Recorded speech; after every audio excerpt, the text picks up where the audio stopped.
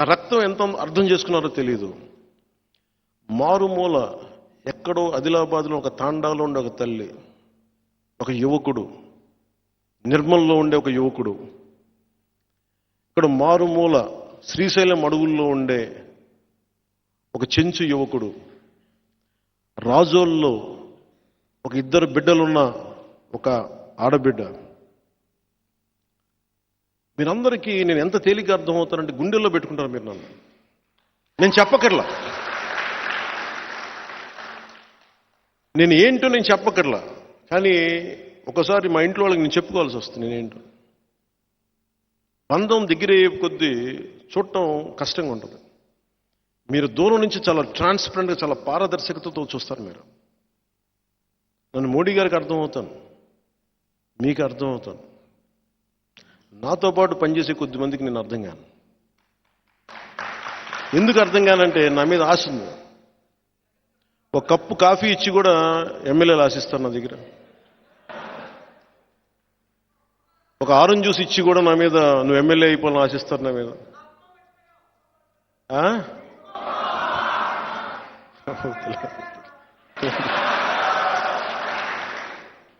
ఏమో ఆయన ఇంక నేను ఎందుకులే కానీ, అంటే సలహాలు నాకే. పవన్ కళ్యాణ్ అనేవాడు సలహాలు చాలా తేలిగ్గా ఉంటాయి. ఏదో తెల్లబట్టలేసుకుని ఊగుతూ నడుస్తూ ఉంటాడు అటు ఇటు. ఇట్లా నీకు సలహా ఇస్తాను సార్, చెప్పండి సార్. చాలా చాలా పద్ధతి కూర్చొస్తా, చెప్పండి సార్, ఇలా కూర్చుంటే.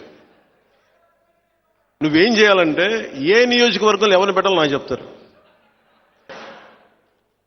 నేను గౌరవిస్తాను, కరెక్ట్, గుర్తిస్తా. మరీ నన్ను అంత చావు కొట్టకూడదు కదా. వైసీపీని తిట్టాల్సిన పరిస్థితుల్లో కూడా నన్ను తిడతానంటే ఎట్లా? నేను నిజంగా మధ్యతరగతి మనిషికి కులం, మతం, ప్రాంతాలు ఏముండవు. వాడి కష్టాలు, వాడి బాధలే ఉంటాయి. ఆడి చాలా ప్లెయిన్గా ఉంటారు మధ్యతరగతి మనుషులు. ఈ పాలిటిక్స్లో అందరి గురించి ఆలోచిస్తున్నాం, కానీ అన్నిటినీ పాటించే సగటు మధ్యతరగతి మనిషి గురించి ఆలోచించడం మానేశాం మనం. అన్ని పొలిటికల్ పార్టీ, ఎందుకంటే ఇది ఓట్ బ్యాంక్ కాదు. ఇది మధ్యతరగతి అనేది ఒక ఓట్ బ్యాంక్ కాదు. అందుకే అందరూ దాని గురించి మాట్లాడడం, పట్టించుకోరు. ఎందుకంటే నిజంగా మధ్యతరగతి సగటు మనిషి మేల్కొంటే ఈ దేశంలో రాజకీయం మారిపోతాయి. మనస్ఫూర్తిగా చెప్తున్నాను. మీ వేదనలు, మీ కోపాలు, మీ తాపాలు ఇంటర్నెట్లో, సోషల్ మీడియా హ్యాండిల్స్లో కొట్టేసి వదిలేస్తున్నాం. అది ఒక మొదటి అడుగే. మళ్ళీ తర్వాత అడుగు ఎలక్షన్ దాకా తీసుకురావడం. ఇప్పుడు నేను కూడా కూర్చోబెట్టి నా ఈగోతోట దేనితో జనసేన 14-15% పెరిగిపోయింది నా యావరేజ్ అని ఆ ఈగోతో వెళ్తే ఓట్లు పెరుగుతాయి, కొన్ని సీట్లు రావచ్చేమో. కానీ జనం ఏమో కోరుకున్న సగటు మధ్యతరగతి మనుషులు ఏం కోరుకుంటున్నారో వాళ్ళకి కావాల్సిందైతే జరగదు. మధ్యతరగతి మనిషి ఏం కోరుకుంటాడో, మీరందరూ కలవాలి, వీళ్ళు కలిస్తే బాగుంటుంది. ఈ రోజున జనసేన, భారతీయ జనతా పార్టీ, తెలుగుదేశం పార్టీ కలిసినాయి అంటే ఒక మధ్యతరగతి మనిషి ఏం కోరుకుంటాడో అదే చేసింది. నా బిడ్డలు బాగుండాలని కోరుకుంటారు, రోడ్లు బాగుండాలని కోరుకుంటారు. వీటన్నిటిని ఆలోచించే చేశాను.